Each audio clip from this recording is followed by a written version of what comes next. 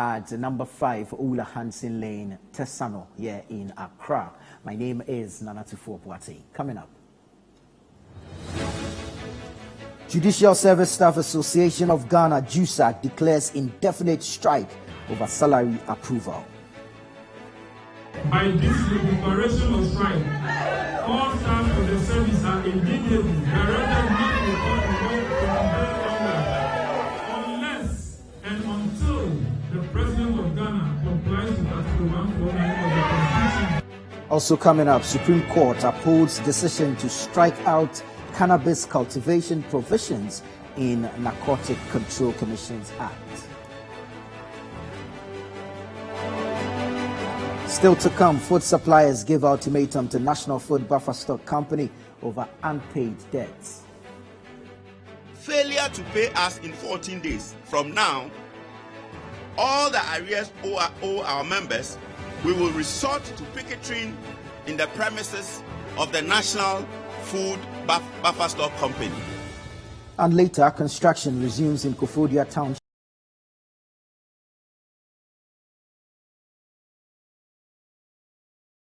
Maintenance of the roads in Kofodia in terms of asphalt overlay. So we have a periodic maintenance, asphalt overlay. We also have routine maintenance, pothole patch.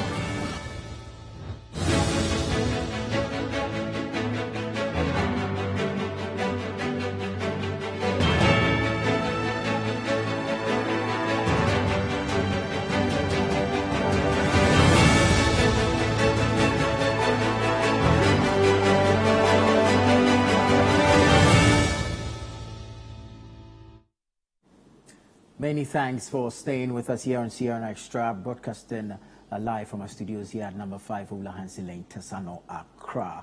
The show is interactive, and so you can join the conversation via WhatsApp or YouTube, where we're broadcasting live as well. You can also tweet at us using the hashtag CNR Extra.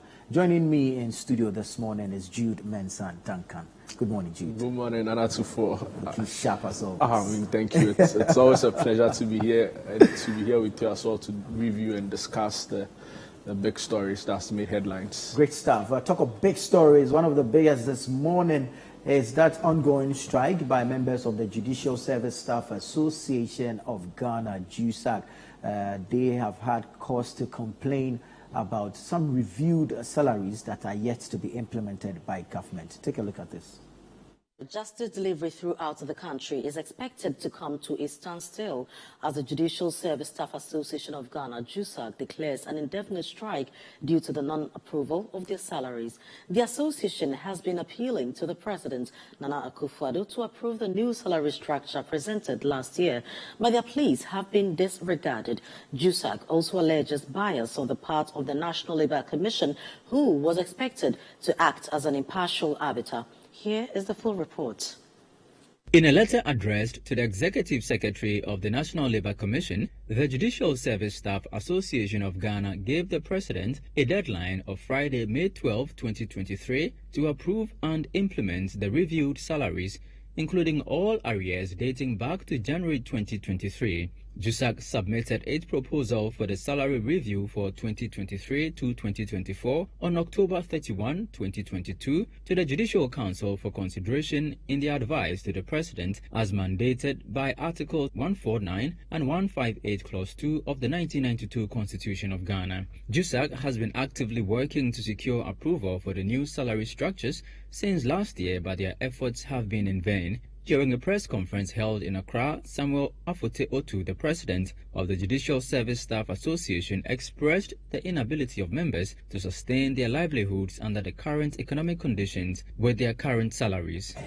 We can no longer bear it. An empty sack cannot stand upright.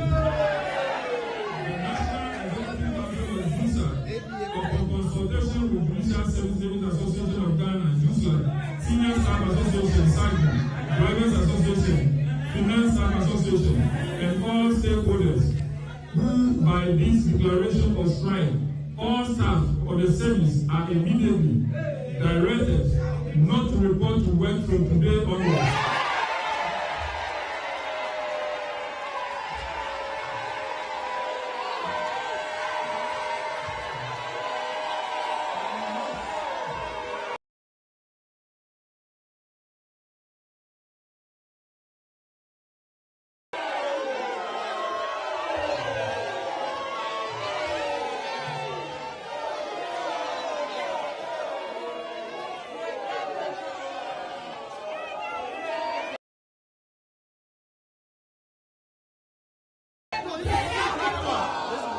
as a result of the definite strike until all their concerns regarding salary approval are addressed. JUSAG cannot stand upright. The National Executive Council of JUSAG, upon consultation with the Senior Staff Association, Judicial Service Ladies Association of Ghana, the Finance Association, Staff Association, drivers, and all stakeholders, by this declaration of strike, all staff of the service are immediately directed not to report to work unless and until the President of Ghana complies with Article 149 of the Constitution by approving and paying our salaries with all the arrears from January to date. All staff are also to know the following. The security men and women are to stay at post, but make sure that all entrances to the court and other offices are allowed to prevent entry into the court or any premises of the service. All drivers are directed to hand over their official vehicles in their custody to the transport department. No driver shall drive any office vehicle or any officer or any jet during the period of the strike. No court registrar, I repeat, no court registrar or be compelled to open any registry or court for use during the period of the strike. Regional Executive Board and committee members of JUSAG are to be on the lookout to ensure compliance, same as SAGU executives. If any staff of the service receive any treatment from any management member to report to work or perform any official duty during the strike, shall decline same and report the matter to JUSAG. Let no one in government or management unlawfully coerce any staff or intimidate staff during the strike. If any member is inflicted with any injustice in this cause, we shall deem it as all members. The impact of strikes by certain associations or unions may not necessarily be felt almost immediately it is declared, but it looks as though that of JUSAG is biting right away. Let's go to the Accra High Court, where my colleague Charles Owusukumi is stationed, to get a feel of how dire or how intense the strike by JUSAG is. Charles, many thanks to you for joining us. Can you tell us what has happened so far at the court? Have you even been able to access the facility? Right, Nanatufo. So if you're asking about the impact of the strike by JUSAG, it's actually biting, and it's biting very hard. We've been here for about an hour, and initially we were allowed inside. We tried speaking to some of the clients of the court who had come to seek the services of the court, and we were able to speak to a few of them until the police arrived. So when the police arrived, they actually ordered the security men at the court complex here in Accra, that's where we are, to ask us out. So they eventually asked us to come outside with our cameras. Now, one of the things that was stated on the press release by JUSAG that was announcing the strike was that all the gates to the court were supposed to be closed, and I'm thinking that's probably the reason why they've asked us to step outside. So like I said, we've had the chance to speak to some of the clients of the court, and we spoke to this woman who was here to work on her indenture, and she had come all the way from Dansuman, a very old lady actually, and she was quite frustrated as to why she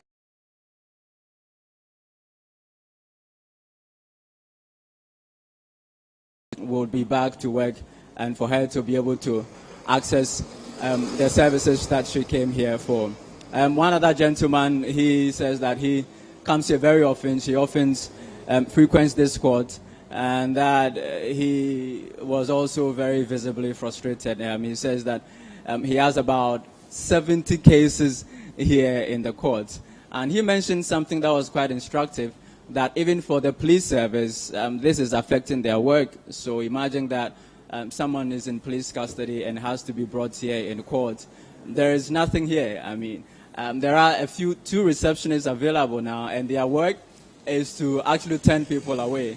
And so if the police have people in custody and they have to be brought in court, it means that these suspects would have to spend more time in jail. So that's exactly what's happening here at the court complex in Accra. It's virtually empty.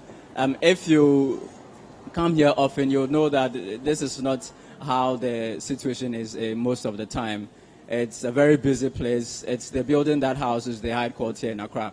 And so it's a very busy place. It's a 5-story building. A lot of things go on here. And so to find the place virtually empty, there is nobody, actually nobody here at work today. Right. Charles, now, with the action by the police, I'd want to find out on whose orders are they acting, because and that is if you're able to tell us, if you are able. Because so this is a so strike that's something by we've union. been trying to... Yeah. Please go ahead. Please go ahead. So that's something we've been trying to find out, actually. No one is telling us anything. So there's a police pickup here with a few policemen in it. No one knows why they're here.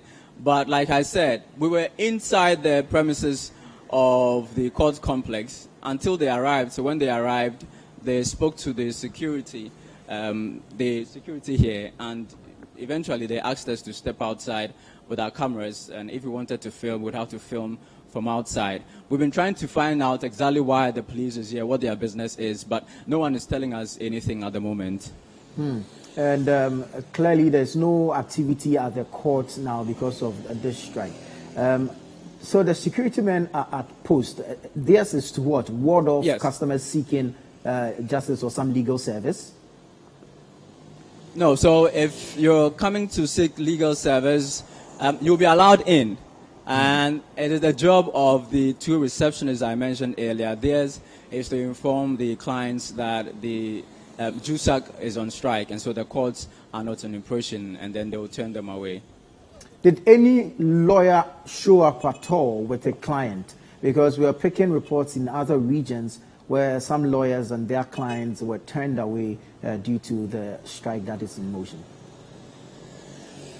So we've seen a few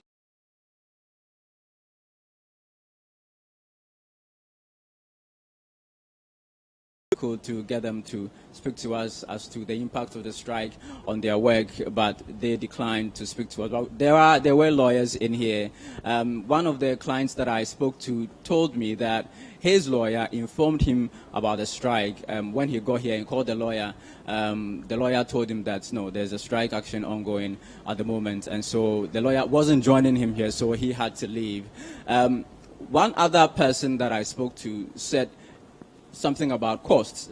He said every time he comes to court, he has to pay his lawyer, and so today he's had to give some money to his lawyer without actually receiving any service. And he says that is not the fault of the lawyer. That is not his fault. It's the fault of the courts and what is actually happening here right now. So I can confirm that there's been a few lawyers available.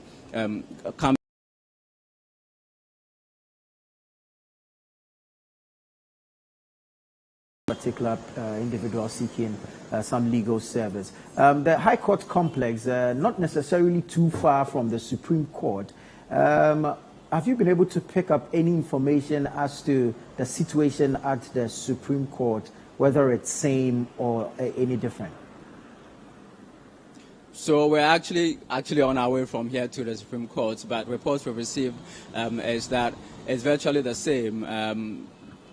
Just like it is here, it's virtually empty. The circuit court in that enclave is also virtually empty, but we're actually on our way there from here, so we would actually bring that report also later to our viewers and our listeners. All right, Charles, thank you very much, and we're confident that you will be updating us as and when you do get some more updates on this matter. Charles Owusu-Kumi is my colleague here at CTTV, and he is stationed at the High Court complex, bringing us a picture of exactly how intense the strike by the Judicial Service Staff Association of Ghana is at the moment. It's only day one of the strike and already is biting that hard.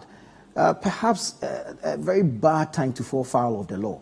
I mean, definitely, if you look at it that way. I mean, for me, I get the impression that the JUSAG really and their members went on this strike because of what appears to be a total government neglect of their concerns, in the sense that, I mean, they cite what happened in Kumeu during the by-elections, where almost every other senior government official or someone who's got a role to play in their demands, but the finance minister was at Kumeu. So, for instance, the president was there, Baumia was there, yes, and other senior members of government. And for them, it's the total neglect, in that they've not heard any word whatsoever in their press conferences, in their media engagements. They don't see that level of commitment from government in dealing with their concerns. And I mean, for some of these striking organizations or associations, and for them, sometimes it's just a word of concern or a show of concern. Exactly. Some level of assurance. Exactly. That's all sometimes they are looking for,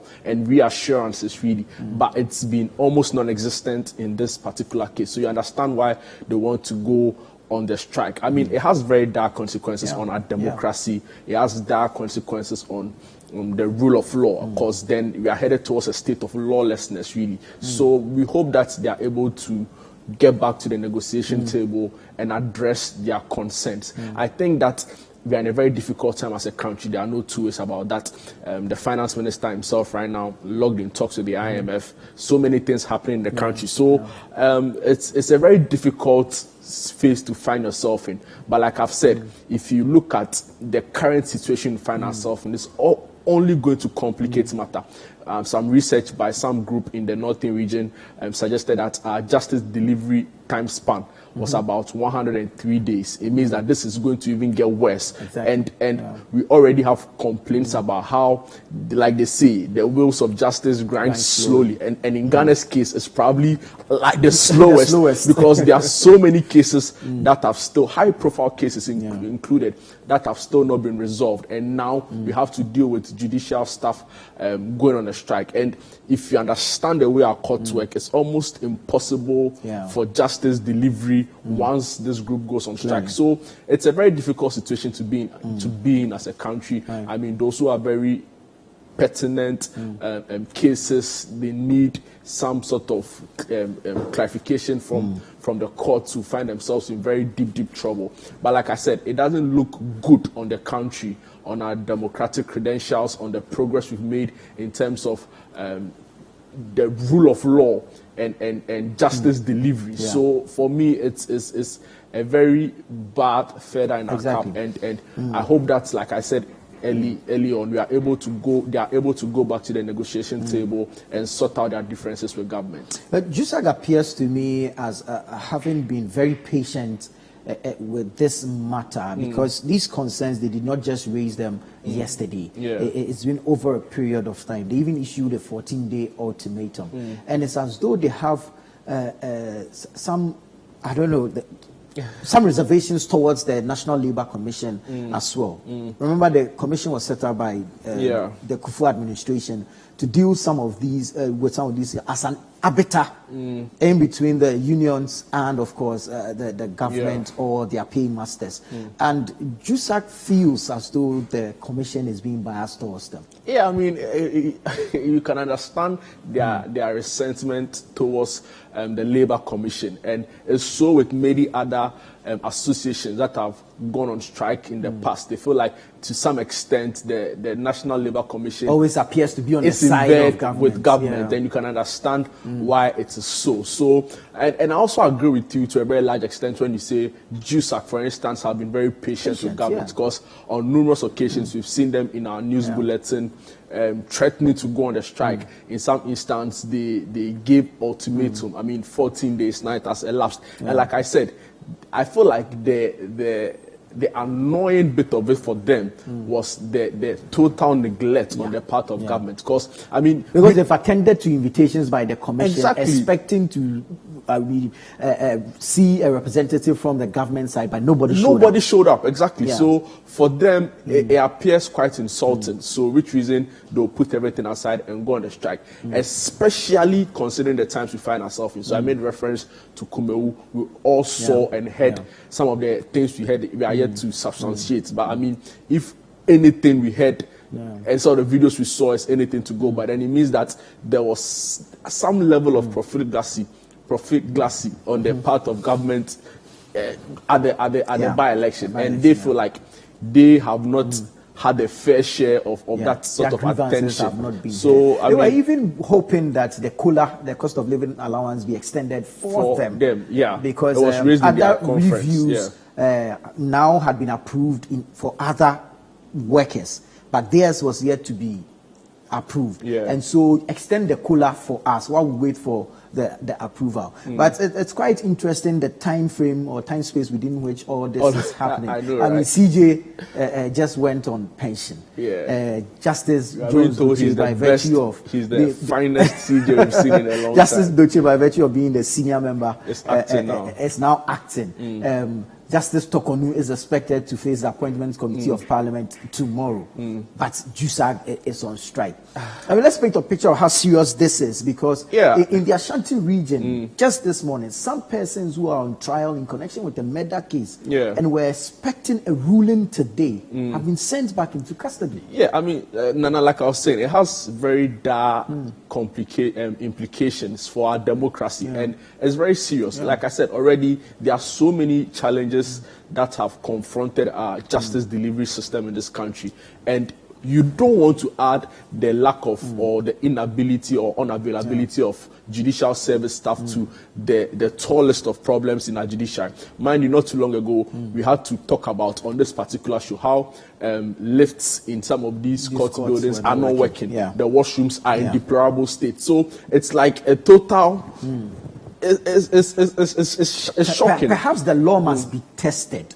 Somebody must go to court on this matter, that an association's legitimate strike has cost me this deprivation of justice. And then let's test the law and see how it goes. Whoever has been affected, I think it's well within your rights. If you feel like this strike action has caused you to lose some appreciable value or anything at all, I think it's well within your right to try and seek some clarification or redress from the courts. Because I feel like this is going to inconvenience a lot of people. It's going to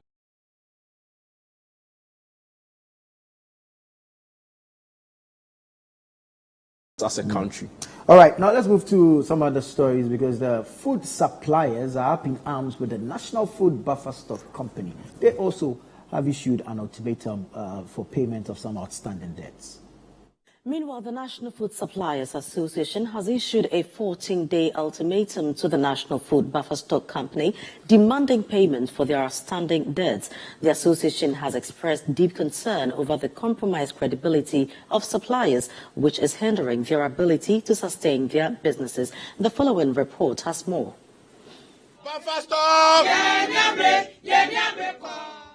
The National Food Suppliers Association comprises suppliers who provide food to various senior high schools as part of the free senior high school policy. However, the association is currently facing a significant challenge as the government has failed to make payments for almost 2 years despite efforts to resolve the issue. According to the terms of their contract with the National Food Buffer Stock Company, payment for supplied items should be made within 60 days after their receipt by the schools. Regrettably, this condition has been repeatedly breached. In response, the association has given a 14-day ultimatum to the National Food Buffer Stock Company demanding immediate payment of their outstanding debts. If the deadline passes without payment, the association plans to picket at the premises of the National Food Buffer Stock Company. The National Food Buffer Stock Company has, for the past 1.5 years, failed to pay for the various foodstuffs supplied to the secondary schools by our members. Apart from the numerous letters addressed to the Office of the Chief of Staff, the Ministry of Education, and the National Food Buffer Stock Company, several attempts have been made by members of our association to have their monies paid to them, but all have proven to be unsuccessful. We are by this press conference serving notice to the National Food Buffer Stock Company that failure to pay us in 14 days from now, all the arrears owe our members, we will resort to picketing in the premises of the National Food Buffer Stock Company. And we will sleep there. We will go there with our mattresses. We will go there with our coffees. We will go there with everything that we have in our houses. We are going to create another house in buffer stock. We will be there till our money is settled.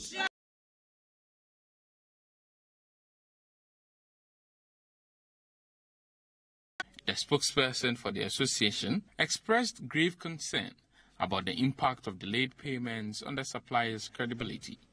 The prolonged delay in payment has severely hampered their ability to effectively run their businesses. We have lost credibility in the eyes of our creditors, farmers and bankers, who are resorting to all manner of activities against our members, all in the bid to recoup their money we owe them. The banks are on our necks to take over our properties and assets because we are in default of the loan agreement we have had with them. Buffer Stock is doing emergency supply and has awarded contract to private individuals to supply the goods that we always supply on credit to Buffer Stock. The question we are trying to ask is that why would you owe us money? Instead of us giving us the money you owe us for us to continue supply to support the free SHS program, you have decided to do emergency by contracting new suppliers who are not in the business, who are rather running to our members to take goods to go and supply when we have millions of Ghana cedis with the Buffer Stock Company. However, the association clarifies that their demand for payment does not seek to frustrate or undermine the government's free SHS program. Their primary objective is the ability of their businesses and continued provision of food supplies to the participating schools. And we want to continue to support the government policy of free SHS. Sure. Yes. But we cannot support if the monies given or the supplies given to Buffer Stock, we've not been able to get those monies back. Yes. We cannot be able to sustain the supply if different awards are being given to individuals who don't even have the full staff to supply. Yes. It is only going to be continued if we are re-energized and resourced to be able to continue the supply. Yes. So I want to say that we are rather here to support the government program. Yes. And we don't want meanings to be read into it as though it is as if we are trying to frustrate the government policy of free SHS. You see, if we continue to live in self-denial, deny everything, the realities will expose you. That's true. We've sat here and discussed food shortage in senior high schools over the period. And there's always been that defense that there's no shortage, food has been supplied. Now the suppliers are saying that you owe them. So from where I sit, I see about two things happening. Yeah. The challenge with continuation of the free senior high school policy, because now if the suppliers decide that enough is enough, we can't supply anymore, then there's a challenge of food in the schools, and then of course students cannot stay on campus, or at that point we would then agree to review the policy. Then secondly, the value of money owed these suppliers, because this debt span over a period of 1 year. We've seen the level of inflation within 1 year, although we've seen some reduction in the percentages.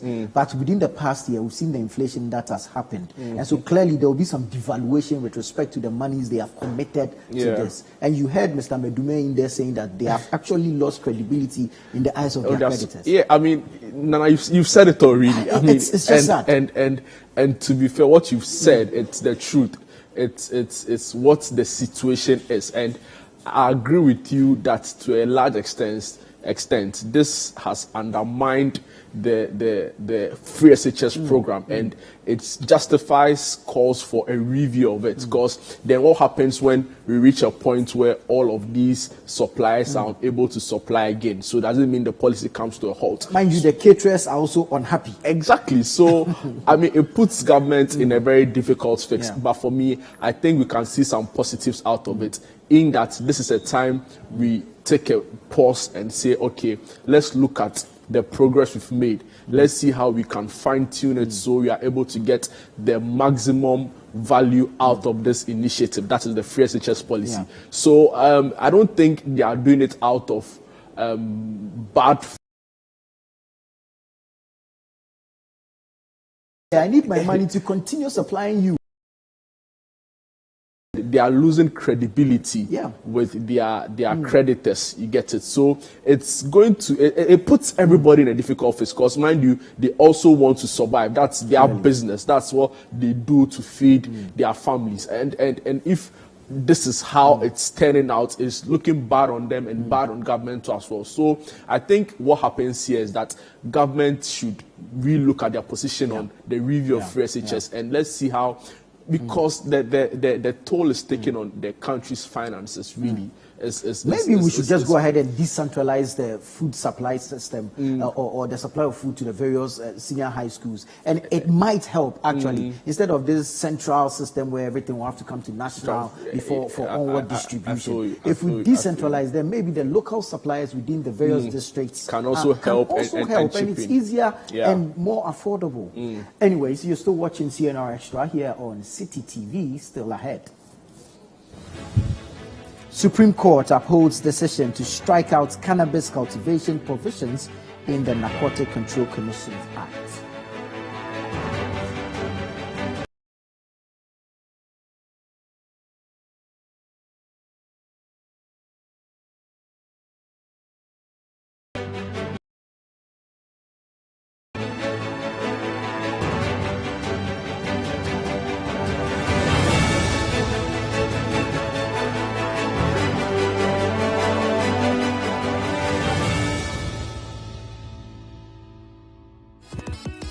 If you're a whiz kid that collects straight A's in your sleep, a brainy brains that aces quizzes without even trying, or a clever clogs that knows just about everything, then there's one or more battle you have to win: the Literacy Challenge. The nationwide search for the best junior high student is on. Think it could be you going home with 10,000 Ghana cedis and a glitzy trophy? Then, in not less than 600 words, write a story that ends with the following statement: the happiest people do not have the best of everything, they make the best of everything they have. Stories should be written in your own handwriting, with the deadline of Saturday, the 15th of July 2023 in mind. Submissions must include an endorsement by a parent or guardian and their full contact details. And once you're done, shoot off your entries to the front desk of City TV or City FM. Or you can send entries to PO Box GP 14123 Accra Central.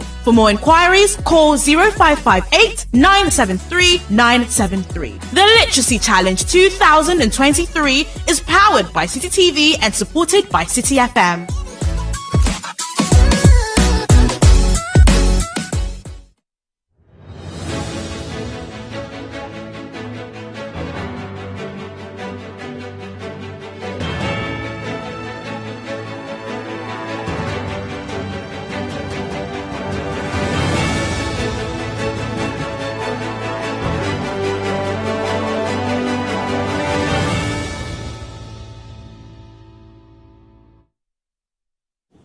Many thanks to you for staying with us. Let's bring you some more stories. And in a 5-4 decision, the Supreme Court has dismissed the review application filed by the Office of the Attorney General in respect to the provision in the Narcotics Controls Commission Act that sought to allow for the cultivation of cannabis in Ghana.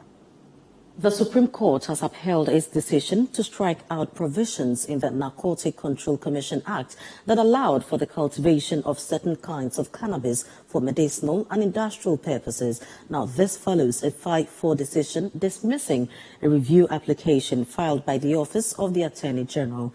The Supreme Court had earlier ruled in favor of an applicant who invoked the original jurisdiction of the Apex Court to strike the provision which was legislated in violation of Article 106 of the 1992 Constitution. Now, according to the applicant, the said provision was introduced without an explanatory memorandum as mandated by law. The Apex Court, after considering the review application, dismissed it for not meeting the threshold.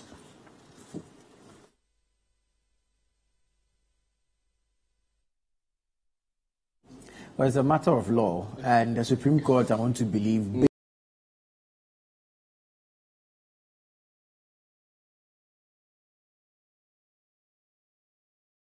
threshold. Yeah. Would they have then gone back or backtracked on their earlier decision to strike out this provision? Yeah, I mean, Nana Tufo, it was an interesting judgment from the Supreme Court. I mean, following the conversation, you get the impression that now it's moved beyond its face value use. Now, what a lot of people is talking about or are talking about is the fact that it has high potential economic value. Yeah. Mind you, marijuana or cannabis use for medicinal and recreational but you see, purposes. The thing is that the courts did not even look at those issues. The court was looking at the memorandum as was presented, and whether it came with an explanatory memorandum and it met the threshold as expected, but as the law requires. That's true. As for the medicinal use and the industrialization and its economic value and all that, the court did not look at that.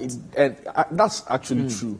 But the other concern is that, or some people have opined that maybe the court should have taken into consideration the new trends really to pass judgment on this, in that it's become one of the fastest growing industries in the world for medicinal and recreational purposes. Now, if you some projections put the total economic value to hit about $40 billion by 2024.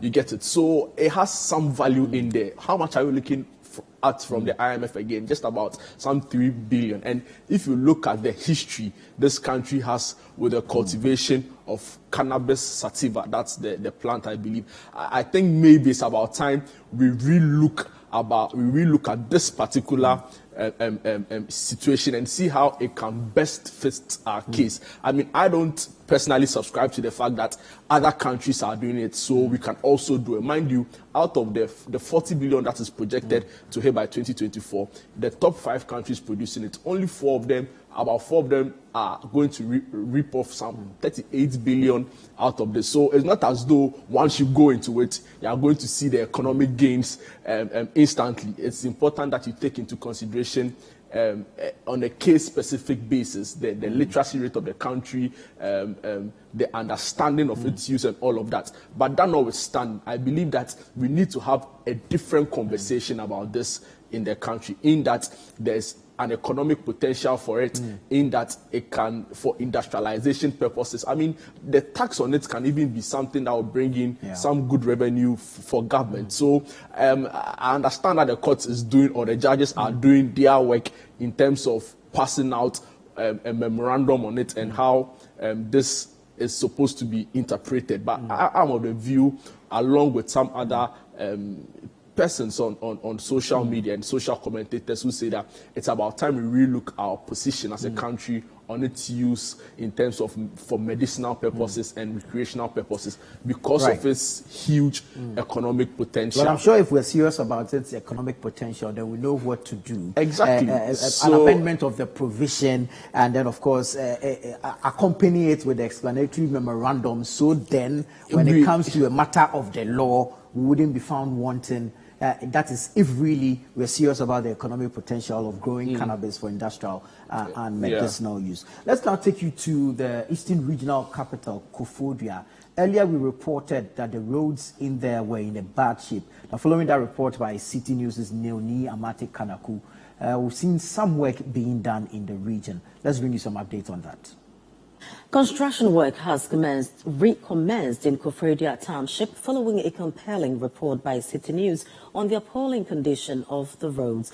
2 days after the report shed light on the challenges faced by drivers, traders and residents in the eastern regional capital, Koforidua, contractors who had abandoned their sites in December last year have returned to work.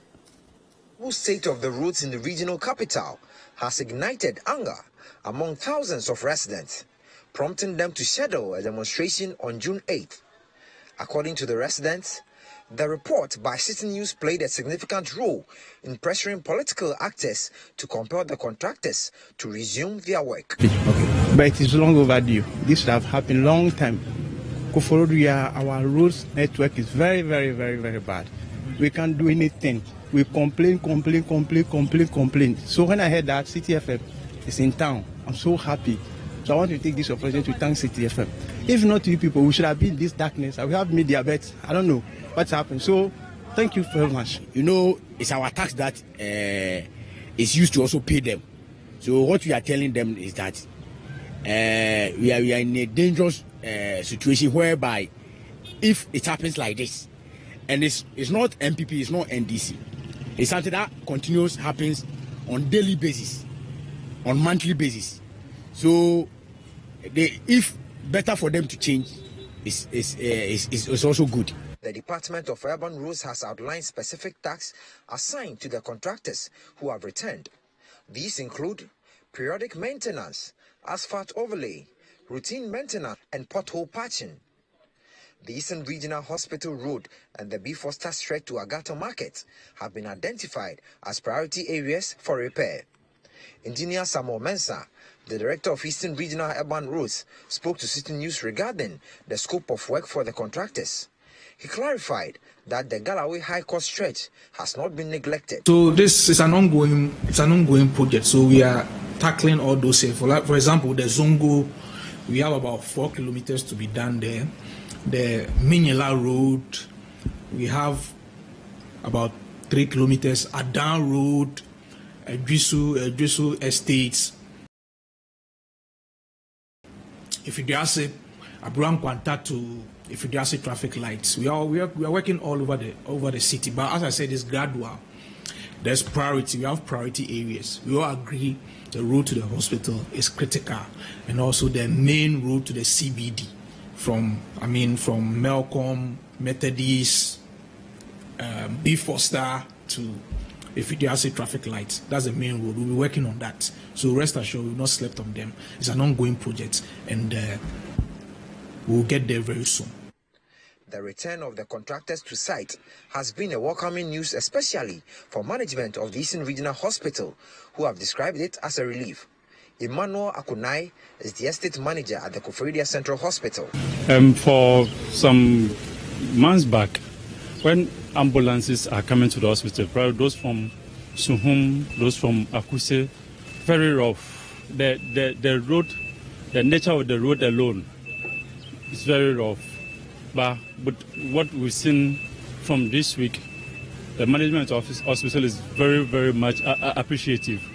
Though we don't know where the funds is coming from, but we are extremely grateful for what we are seeing. One such community is the Zongo community, whose roads are in a deplorable state. The Eastern Regional Chief Imam, Yusuf Amudani, expressed his disappointment, calling on government to fulfill its promise to fix their roads. All the minister and the MP, they have come and promised us they want to be the asphalt. Still, up to now, we haven't seen anything. They say after the rain last year, when the rain stopped, they will come and do it. But up to now, we haven't seen anything. Anytime when we go to them, they say we shall wait, they are on it, they are on it. So we don't know what to do up to now. In the midst of these developments, the Koforidua Development Advocates, a social pressure group, stands firm in their commitment to stage a demonstration against the poor condition of the town roads. Despite calls from political figures to reconsider, the group's convener, Godswe Komla Agbodo, affirms their determination to proceed with their protest. Native. I'm from Volta region, but this is where I grew up, and I must make sure that the corner that I find myself is brightening. I can't be here, my roads will be bad, and you tell me I shouldn't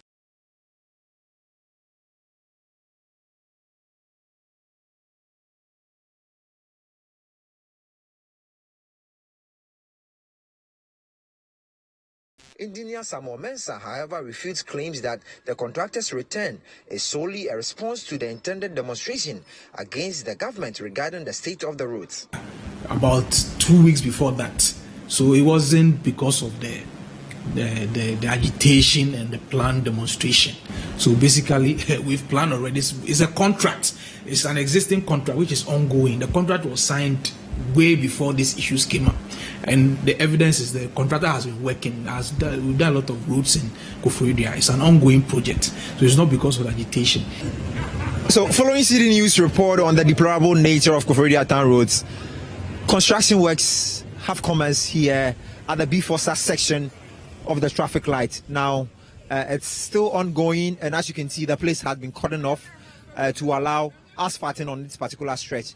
Now, this has been a welcoming news, especially for management of the Eastern Regional Hospital, who believe time spent by ambulance on this particular stretch will be reduced. Now, nonetheless, residents who are angry about the deplorable nature of roads in the municipality says they will still continue on with their intended demonstration on June 8th. For City News, Nel Ni Amate Kanaku, Koforidua. This government has had two spots at Year of Roads. Yeah. We saw Year of Roads 1. We are gunning for a third one. Year of Roads 2.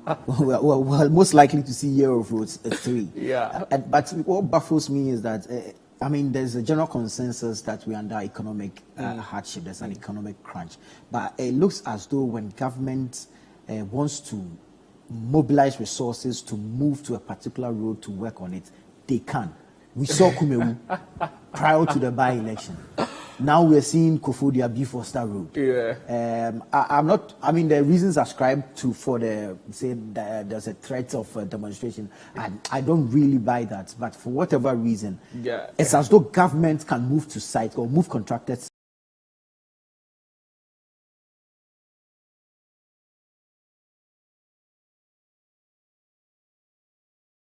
In the community, and for my reporter, as a result of CTFM's campaign or highlighting of how bad the road network in major parts of Koforidua is. Nana Tufo, I agree with you. See, the state will do whatever it wants to do or whatever it finds prudence to do within a particular period of time. So, in everything that's happening now, for some reason, Obechebi Lamte is stalled, right? The interchange project stalled. Yeah. Meanwhile, we had a government that had been trumpeting the fact that no other government had completed or constructed more interchanges than them.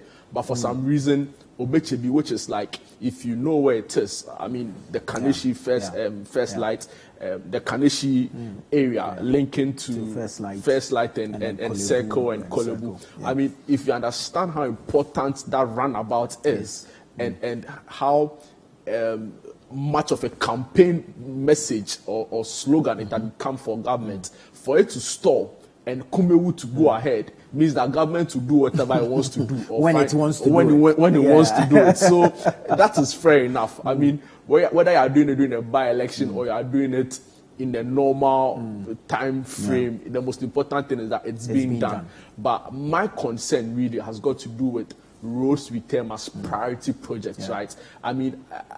We can't wake up one day and overnight all road problems will be fixed in the country.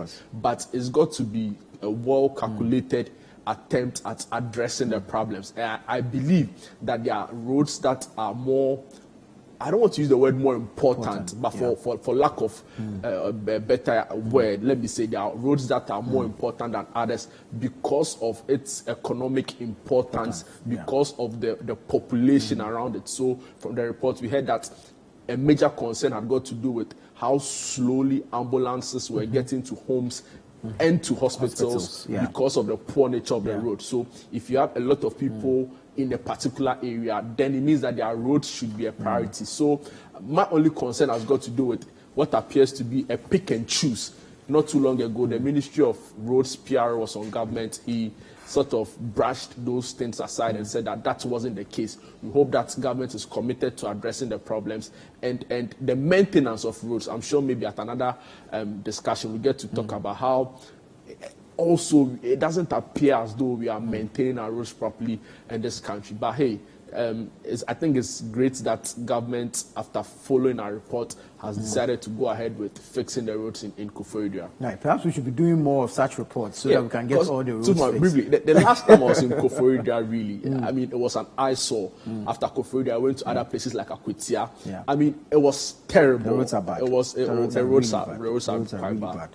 But I mean, it's quite refreshing that we're seeing some work ongoing. You're watching CNR Extra here on City TV. Still to come. President Akufo-Addo hints of expenditure cuts in fulfillment of IMF conditionalities. We have the details after this. Stay with us.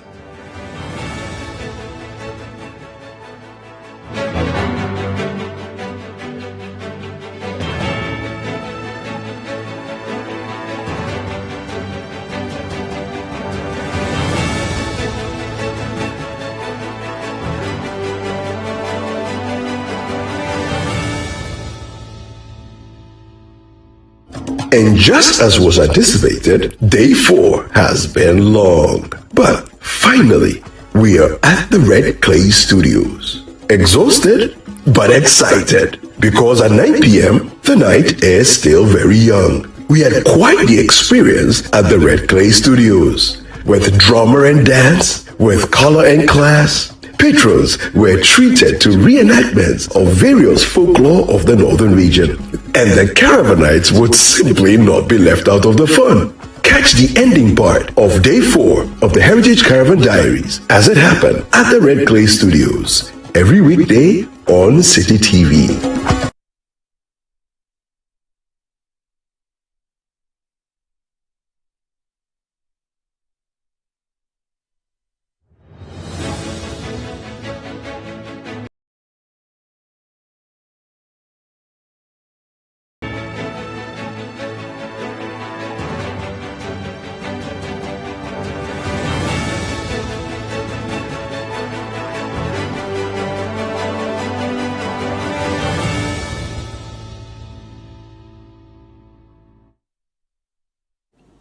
Grateful that you stayed on with us here on CNR Extra. Let's move on to some more stories. And it looks as though the expenditure cuts that we've been calling on government to embark on, that we did not get a response to, the IMF conditionalities may get government to cut its expenditure. President Akufo-Addo says government is beginning a rigorous expenditure cut to meet the IMF conditionalities. Government on May 17 secured $3 billion balance of payment support to help revive the economy.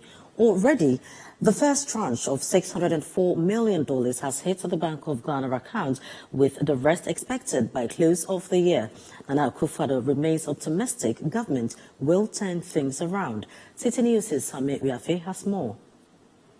Speaking at the Qatar Economic Forum in Doha, President Akufo-Addo expressed confidence that the IMF bailout will help revive the Ghanaian economy. Government on May 17, 2023, secured an IMF balance of payment support with a first tranche of $604 million hitting the Bank of Ghana account last Friday. President Akufo-Addo remains optimistic government will adhere to the IMF conditionality of strict expenditure cuts to meet domestic targets. The rationalization of our expenditures, the rationalization of government expenditures is something that we have given the assurance. The domestic revenue mobilization is absolutely critical for us. Already we're beginning to see signs of that. We are the fiscal deficit to come back within the thresholds that we have a law, a fiscal responsibility law in Ghana, which is pegged our fiscal deficits at 5%. At the moment, is way above that, and the sooner we can bring that again to a more acceptable threshold, the better it is for our economy. So these are all several areas of activity that we see as being absolutely essential for the future of our country. I think that the global situation has not been kind to incumbent governments all over the world, and our situation will be no different. But at the same time, I believe that we have enough time. We have 18 months.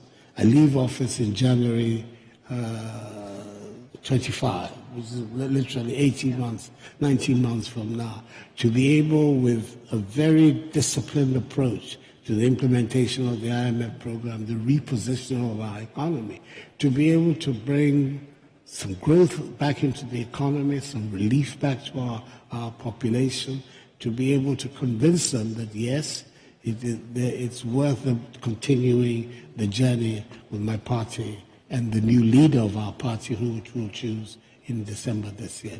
Until the IMF bailout, Ghana was locked out of the international market, but policy credibility provided by the fund means a reopening of the market to Ghana.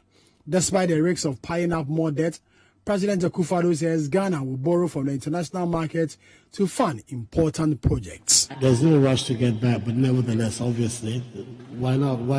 Can we not take advantage of global savings? It makes a lot of sense to be able to do that. And the sooner we can do it, better.